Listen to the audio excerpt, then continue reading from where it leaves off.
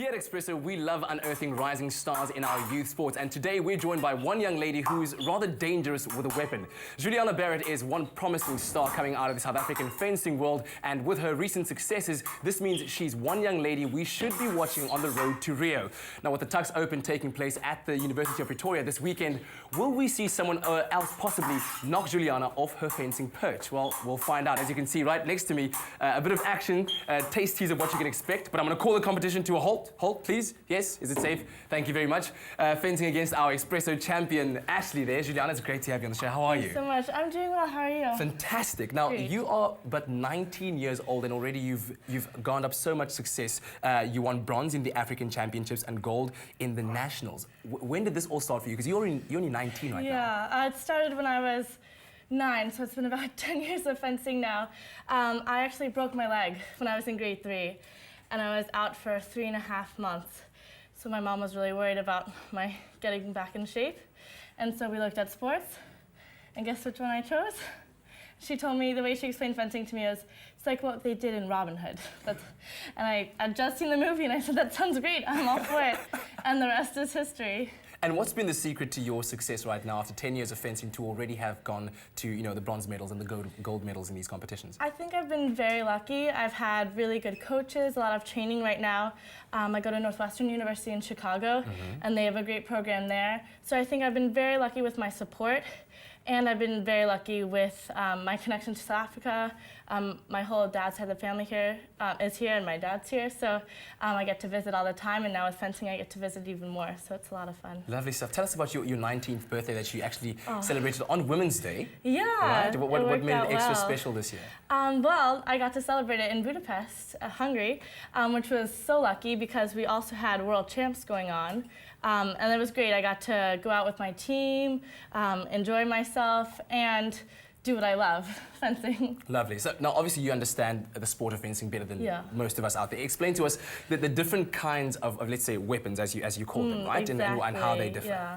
Well, we have foil, epee, and saber. What you just saw, I fenced epee. Epee is kind of the simplest, I guess you would say. The whole body's target, and the main goal, get the point. Yeah. In foil and saber, there's a few different rules. Body target changes, so foil is just the torso, saber is waist up, and they have their own rule called right of way. Yeah. So it's more about you controlling the attack and how that sort of thing works, and the director ultimately makes the decision of who gets the touch if both lights go on. I thought it was just all trying to draw a Zorro sign on somebody's think chest. that's A lot the more than closest that. to epee. That's why I like epee, because at the end of the day, that's what you're trying to do, sort of. Now, with your current ranking, I understand that you are just under the top 50, right, in the world. Now, is it within your short-term goals to try and break through the top 50? Ultimately, yes. I think right now I'm trying to focus on qualifying as a team with South Africa. So Rio is definitely the goal for the next few years.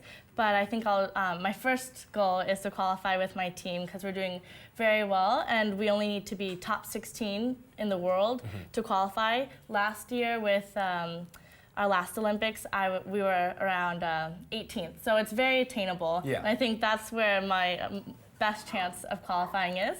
Obviously, the next goal after that would be to focus on my individual status. Well, I'll tell you what, the event is this weekend, so I'm going to let you get back to practice so you can be ready. So Ashley, much. on guard, allez! Nice. Well, let's get back to the sporting action where youth sports is concerned, where the rugby season is into its final weekend, with the majority of the country having hung up their boots and looking forward to a very busy summer. Now, in the Western Cape, though, there are still some big matches to look forward to. Battleham will look to end a somewhat perfect season when they take on Drotsday this Saturday to become only the second undefeated side of the year. Wynberg boys welcome Sachs to their grounds, while Milnerton and President High go toe-to-toe in their final encounter. But in the match of the weekend, Bishops College takes on Rondebosch for the second leg of this Cape Town Classic clash. Bishops were defeated on the Piley earlier this year and will look to cap off a resurgent second half of the season with a victory over their arch foes. Rondebosch, who have been an impressive unit all year, will be looking to make history by claiming the double over Bishops, which the school hasn't done since the year 2000. So lots of sporting action to look forward to on this weekend. We'll bring you all the scores on Monday morning. Expresso Youth Sport, brought to you by Deep Heat, warms pain away.